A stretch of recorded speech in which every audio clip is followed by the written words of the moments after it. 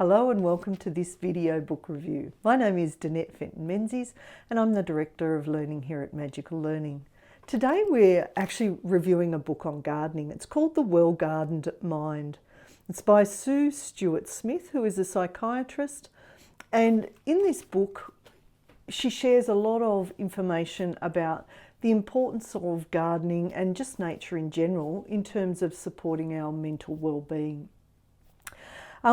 What I love about this book is that as a person who came to gardening late, it actually gave me a lot of insights into why I now enjoy my garden.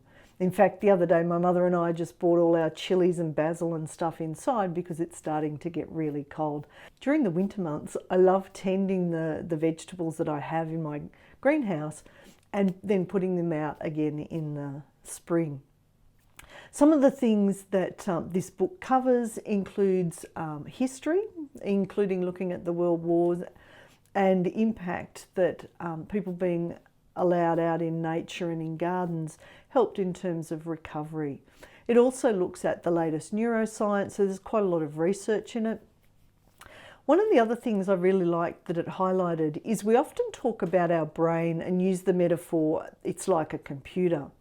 But actually what she suggested is perhaps a better metaphor is for us to compare our brain to a garden.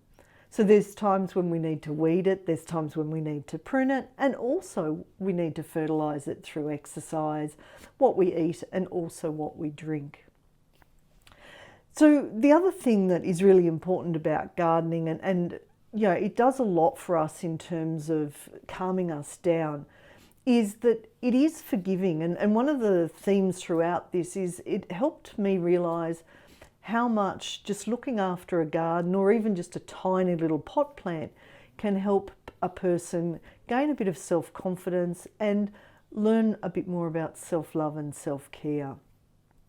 This book covers a number of research around gardening and the impact of it. So it looks at the impact on prisoners, people, as I said, with PTSD, people suffering other mental health challenges, and just people in general just struggling with their life, you know, whether it's being a new mum, for argument's sake, or a new parent, whether it's going through changes in life and even coping with the loss of a loved one or, in fact, even your own illness.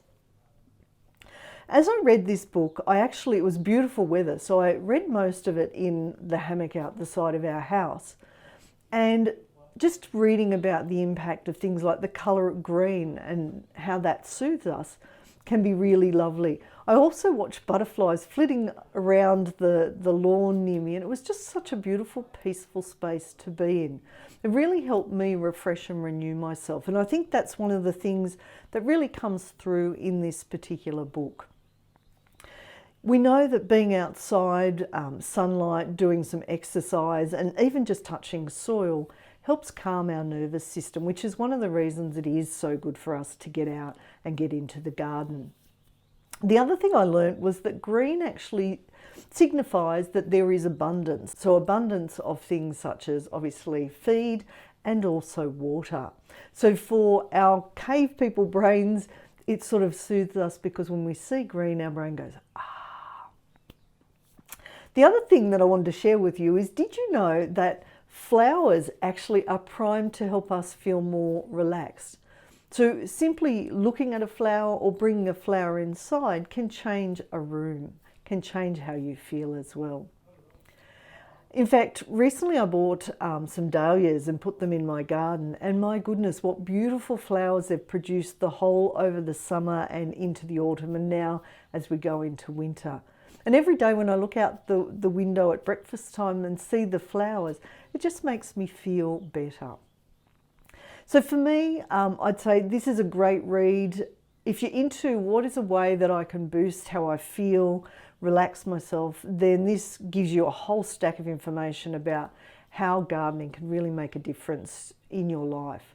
So highly recommended, and until next time, take care.